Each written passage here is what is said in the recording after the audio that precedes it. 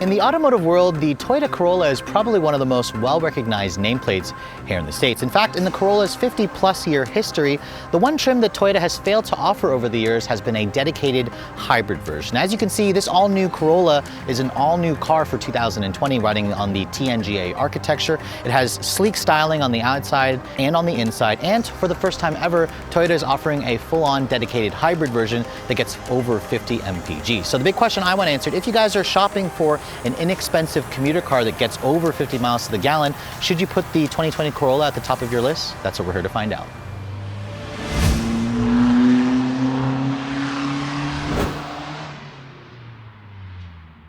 So at the beginning of this year, I was in Georgia where Toyota flew me out to drive the all-new 2020 Corolla sedan. And in that first video, I really focused on the XSE trim, the sportier looking option, because that's what really appealed to me more. But for now, we've got the hybrid version, and this is the one that a lot of people who are looking for an inexpensive commuter car are probably going to really be interested in. Starting underneath the hood, this is the most important change. Instead of the 2-liter engine that you found in the XSE, you've got a 1.8-liter naturally aspirated 4-cylinder that runs on the Atkinson cycle. This powertrain is practically identical to the current generation Toyota Prius. Combined output is 121 horsepower and 105 pound-feet of torque. It's paired with Toyota's latest, hybrid Synergy drive. It's front-wheel drive only. It all goes out through a CVT transmission. Now, if you guys are keeping score with the most direct competition, the Insight, the Corolla is down 30 horsepower compared to the Insight, and that's a pretty significant difference. However, the Corolla does get very excellent fuel efficiency. That's what really all you care about with hybrid buyers. It's rated at 53 in the city, 52 on the highway, and 52 combined. That actually matches what you get in the Insight, but the funny thing is it actually matches what you get in the Toyota Camry Hybrid LE, which is a much bigger car, so I'm surprised that the MPG isn't better. This is actually the same as what you get in the Toyota Prius. So again, 52 MPG seems like the magic number in this particular segment. Now, as I said earlier, this is only a front-wheel drive car. It's paired with a CVT. Toyota says 0 to 60 time should be around 10.5 seconds, which is again about 2 seconds slower than the Insight, which is the direct competition. As this one sits, it weighs a tick over 3,000 pounds. But enough about what's going on underneath the hood. Let's talk about the styling changes or differences with the hybrid version. As you can see, it has the new front fascia that I showed you on the Corolla XSE sedan, with a couple of differences. This one doesn't have that sport-oriented front fascia. The grille is definitely a little bit much. I don't particularly love it on this car, especially because the hybrid is only available in this very basic-looking LE trim. It just looks like the grille is overtaking the front fascia, especially with the fake grille inlets. You've got these standard LED headlights. They're actually a full LED headlight where you'll have LED low and high beams. You'll have an LED turn signal as well. No fog lights on the hybrid version. You can see the front end design of the bumper just really is dominated by the grille, and then the headlights, which are LEDs as standard, which kind of is carried over from the hatchback. The front fascia looks very similar to the Corolla hatchback, minus just a couple of differences. Overall, let me know in the comments below if you think this car looks really aggressive, or if you think Toyota is trying a little bit too hard with the design. Now, it gets especially strange looking from the side profile because remember, this is only available in the base LE trim. And you get these 15-inch wheels, which look like hubcaps, but if you actually remove this is actually an alloy wheel behind it. They're riding on 195 series tires. They don't look much, but they're gonna give you really good ride quality. They're gonna be cheap tires to replace. And if you curb rash them like this one here, it won't actually, you won't really care too much because this is just a plastic cover covering it. Now, another indication, it has a little subtle hybrid badge here to let people know you have the hybrid model. And in this super white color, it kind of has hints of a rental car, which I don't particularly love. If you're looking for a sunroof, it's not available on the Corolla. And this car itself was stretched when they redesigned it. Its wheelbase at 106 inches long, at an overall length of 183 inches long. This is about the same size as the current generation Honda Insight. Now, over at the rear of the vehicle, you can see, again, it's a very simple design. So if you want a car that doesn't stand out, this is the car that's definitely going to do it for you. You have these LED combination rear taillights, mostly just incandescents for the reverse light, the turn signal, and the brake lights. And then, of course, no exhaust tip. There's just kind of one that hides underneath the rear bumper there. There's a nice hybrid badge here. Now, the one thing that Toyota's really been improving with their hybrids is the cargo capacity. Before, you really would sacrifice the trunk space in a hybrid. Now you can see that's not really the case anymore. This is rated the same at 13 cubic feet as the standard gasoline Corolla, which is good. The seats even still fold flat, which is nice. And then underneath the floor over here, you can see Toyota actually gives you a temporary spare tire with all the tools that you'll need. So that's really nice. Typically, these hybrids, they would lose that, but Toyota has moved the batteries to underneath the back seat as opposed to underneath the trunk. So while the Corolla Hybrid definitely looks pretty basic on the outside, let's step into the interior and see how it actually looks and feels. Now, first things first, shutting the door.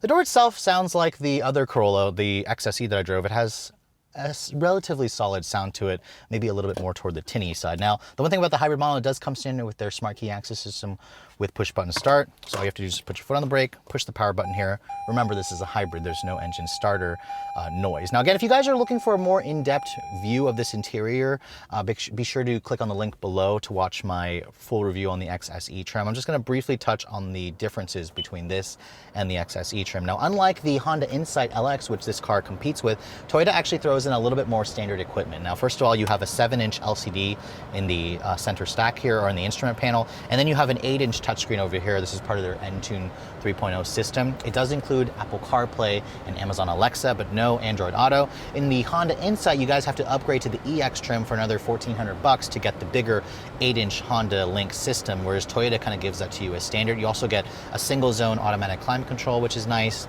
This touchscreen here, you guys have shown me, you guys have seen me show this to you before. You can see there's the home screen there. You can customize that. It doesn't actually have embedded or built-in satellite radio, and there's no embedded GPS for this car. Instead, you can run the Entune app suite, or you can plug in your phone and use the Google Map or the Waze integration and whatnot. So if you're looking for those upgraded features, Toyota doesn't necessarily offer it on the hybrid because they're trying to keep the price point low. Same thing with the interior material. As you can see, this is a soft touch material, as is the top portion here. However, in the XSE trim, you had like a faux stitching on the upper trim, which made it look a little bit classier, a little bit nicer. The steering wheel as well also isn't actually covered in leather. It's covered in this cheap urethane material, which I don't particularly love. Thankfully, the steering wheel still tilts and telescopes, which is nice. The door panels here are also a scratchy hard touch material. So on the higher trim Corollas, they actually replaced that with a soft touch material. The window is automatic one touch for the driver and only on the driver's side. On the passenger side, it is one touch down and up, but not for the back windows. So that's something that they also took away as well. Looking at the rest of the center stack here, it's very simple looking. You kind of get into this Corolla and just know how to use everything. There's actually a drive mode selector between power, eco, and just a normal mode. You put the vehicle into reverse, you get a backup camera, just a standard backup camera. It doesn't even have trajectory, it just has the distance markers. And then you have an electronic parking brake here, your cup holders are here. The fabric material, I don't particularly love. It feels a little bit too scratchy, but I do applaud Toyota for going with like a two-tone design. And then the center console here, you can see, is a pretty decent size. It's got a USB charging port in here. If you guys are looking for that wireless charger, it's not available on the hybrid version of the Corolla. The glove compartment here, you can see, it's the same size. It's damped, but it's not lined with felt. So overall, the interior, it follows the basic look of the exterior. And if you guys are looking for that, you're gonna love this. But Toyota did throw in the nice things like their Toyota Safety Sense 2.0 as standard, and then you get the 8-inch touchscreen with the Apple CarPlay compatibility as standard. So just like the regular Corolla gas model, the back seat is practically unchanged. The hybrid batteries live underneath the seat. So when you get back here, the legroom is practically identical, around 35 inches of legroom versus the previous generation, which had about 40 inches of legroom. So Toyota did cut the legroom specs in this new generation, moving to this new platform. Now, thankfully, it is still relatively usable. The floor is almost completely flat here. There is a slight hump. There's no rear seat air vents, just this little storage here where the air vents would go. Don't expect to find things like heated back seats. You do have just one mat pocket here, and then the materials are all hard touch plastic, which is pretty much what I expected. There is actually an armrest that folds down that gives you two cup holders, and the seats still fold down in a 60-40 manner. So overall, the back seat is nice. I'd say it's practically identical to the Insight. The Prius probably offers a little bit more space, but in general, Toyota, they reduced the legroom of this generation when they moved it to this all-new TNGA platform. So let's face it, in my line of work, I get to drive a lot of fancy and cars like the 2020 Corolla Hybrid really help bring me back down to earth, because this is the kind of car that the majority of Americans probably choose to buy for themselves as a commuter car. This is something that's going to take you to and from work with very minimal fuss. It gets over 50 miles to the gallon. It has a near 600-mile cruising range. It's cheap to fill up. It's cheap to buy. It's cheap to own. It's just a transportation appliance, and that's exactly the way the 2020 Corolla Hybrid drives when you're behind the wheel. It has a very much straightforward personality. I mean, again, this is not a car that is going to win any drag races. It's not going to attract any attention. You're going to tootle it around town in rush hour traffic, and you're going to appreciate its small size and the torquiness of the engine, the powertrain. Remember, this is a hybrid powertrain, so it's supposed to have, good off-the-line grunt. Now, I will say, compared to the main competitor for this car, the Insight, I am pretty disappointed with the 0 to 60 performance. I mean, 10.5 seconds was acceptable 10 years ago. Now, most hybrids, they get to 60 in around the 8-second mark, 8 to 8.5 second. You could theoretically buy a Camry hybrid and it gets the same the same fuel economy if you guys go for the LE trim as this Corolla hybrid. And I think that's kind of a problem. I mean, that problem again shows up. I put my foot down here, and you know what? It actually accelerates okay. It has an initial surge off the line. It's relatively smooth. It's just that typical Toyota hybrid powertrain, but it may feel quick off the line, but you're gonna get smoked by most people because this car is definitely a dog. I mean, there isn't much power in the upper rev range. When you put your foot down, it just mostly makes noise. The CVT itself, while it is responsive, it is a different CVT than the one you get in the standard Corolla, the gas-only model. But it is good at when I put my foot down, it adjusts the ratios, the engine starts wailing. But I will say that it's not quite as noisy as the last Insight I drove. The Insight's 4-cylinder is a smaller 4-cylinder, it's a 1.5, and that one can feel a little bit more buzzy at times. But the Honda also feels like it has better electric-only assistance versus this Corolla, which really, anytime you're asking for more power, the gas engine will fire up to life. Now, the rest of the driving dynamics for the Corolla hybrid, they're pretty much identical to the regular Corolla, aside from the slower acceleration and maybe more engine noise. The steering is relatively quick, but these 15-inch tires, they definitely make themselves notice because there's just not quite as much grip here, but the steering feels good. The ride quality is a little bit softer because of the smaller wheels and tires. You're not really dealing with as much impact harshness whenever you do, hit a pothole and whatnot. The visibility here is identical to the regular Corolla. It's good to see out of the front, the back. The side mirrors are big. You have the Toyota Safety Sense P 2.0 is standard, so you got those safety systems here. The seats, I also think they actually, I didn't like the cloth seat material during the interior, but it feels okay on the road here. The seats are comfortable, they're supportive. You can manually adjust the height, which is nice. The steering wheel, I don't love how it's not leather wrapped. I think Toyota should at least offer the leather wrapped option, just because I don't like these urethane materials. They just feel very cheap, very plasticky. I mean, the rest of this car feels like a rental car to me. It feels like an appliance, but you know what? That's not a bad thing. It's just something that doesn't stir my soul. This car, it's just soul sucking is what it feels like to drive. But again, that's not its mission. Its mission is to be a comfortable, quiet, efficient transportation appliance that's reliable. And that's exactly what the Corolla hybrid excels at. And you know what? You have decent tech. I mean, I've got my Waze pulled up here with Apple CarPlay, no Android Auto. It's got push button start. It's got LED headlights, which are great. The stereo in this car kind of stinks. It's nothing special. It's like just the standard Toyota 6-speaker stereo system and whatnot. The JBL branded ones you get in the upper level Toyotas are better. So I think Toyota should consider offering the hybrid in a higher grade trim. But at the same time, I wonder, why not just get a Camry hybrid LE that gets the same gas mileage, that is a bigger car, that gets more equipment, that looks better as well, drives just as nice. So really, you're only gonna go for the Corolla hybrid because 1, you want a smaller car, 2, you wanna save about $4,000. But for me, I could easily spend that $4,000 and just get a bigger car, an easier car, a better car to live with on a daily basis.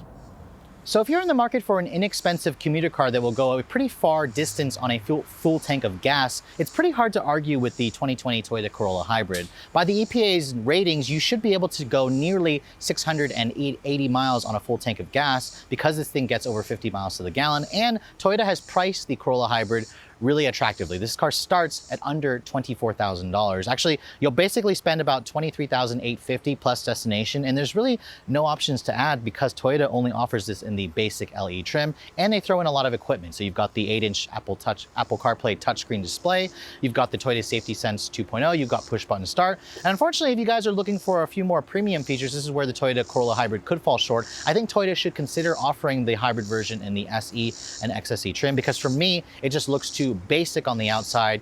While it's not the most exciting transportation, a lot of you who are looking for something that's just going to get you to and from work without much fuss, this one should easily make it to your short list, and especially if you guys like the styling or if you guys really have a soft spot for the Toyota Corolla in general. So with all that said, it's time to give the 2020 Corolla hybrid an RPM rating, starting with the R for real world usage. I'm gonna give this car a 5 out of 10 points simply because Toyota did decrease the overall space in the cabin for this generation, so I have to dock it a little bit because it's not quite as roomy as the Toyota Prius or the Honda Insight. Moving on to the E for efficiency, obviously this is a hybrid. This is gonna get over 50 miles to the gallon. In fact, in my real world testing, I easily got about 55 miles to the gallon. So I'll give this a 9 out of 10 points because obviously this is what the car was built to do. Moving on to the D for desirability. This is a car that definitely isn't going to be giving much off of a wow factor when you see it. In fact, it looks like a rental car from most angles. So I would give this a 3 out of 10 points for desirability. Moving on to the L for longevity for the Corolla Hybrid. Obviously, it's a Toyota product. The powertrain is the same one in the Prius. I'd easily give this a 9 out of 10 points because Corollas, they're reliable, they're dependable, they're just a little bit boring. So moving on to the I for innovation. This is where the Corolla Hybrid, I also had to dock it points because yes, it's a hybrid version of the Corolla, but Toyota really just made it simple. They took the powertrain from the Prius, they took the same existing platform that they designed for the gas Corolla. So I would give this a 5 out of 10 points simply because I think Toyota could have moved the needle further for the hybrid version. I also think it's silly that the Camry hybrid with the LE trim gets the same gas mileage as this much smaller car. So moving on to the N for need for speed. This is where I actually laughed a little when I was giving this car a number because it is a slow car. I mean, 10.5 seconds was probably fast like 10 years ago. I would give this a 2 out of 10 points because this is significantly slower, 2 seconds slower than the main rival, the Honda Insight. And I think Toyota needs to really work on the 0 to 60 time improvement. Now, last but not least, the final E in Redline for expense. This is a pretty cheap car. So I actually had to give this car a little bit of a better score. I gave it a 9 out of 10 points just because at $23,850 plus destination and a car that goes nearly 700 miles on a full tank of gas, this is gonna be pretty appealing, especially if you guys are looking for an inexpensive commuter car. Add it all up, you get 42 out of 70 points, which honestly isn't too bad. It's going to probably rank a little bit lower than the Insight, which when I finally get another one to review, I'll give an updated score to compare it. But overall, if you guys are looking for an inexpensive commuter car and you want something that really doesn't stand out, you should definitely put the 2020 Corolla Hybrid at the top of your list. But I hope you guys have enjoyed my full overview on this 2020 Toyota Corolla Hybrid. If you're also looking to see the latest cars I'm testing, be sure to follow me on Instagram at Redline_reviews. Like us on Facebook, and as always, guys, please keep subscribing to the Redline Reviews YouTube channel for all the latest reviews. Thank you so much for watching. I'll catch you all in the next video.